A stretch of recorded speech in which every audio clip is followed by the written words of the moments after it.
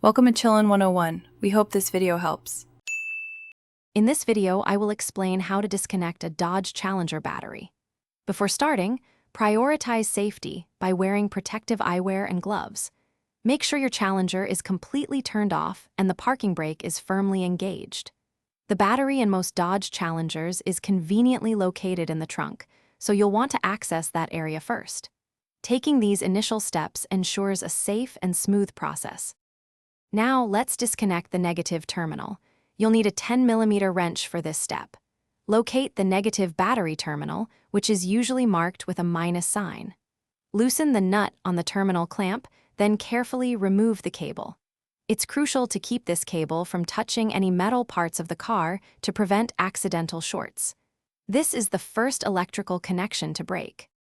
Next, we'll move to the positive terminal.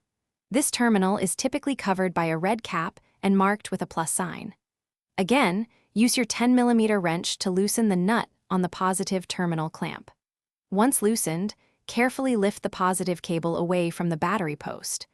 Just like the negative cable, ensure this positive cable does not come into contact with any metal surfaces or the negative cable.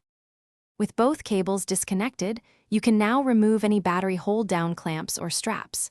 Be aware that car batteries are quite heavy, so lift with care.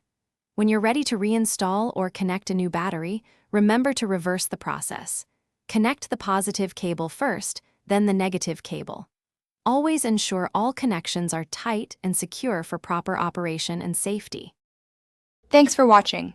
Consider subscribing if we helped you.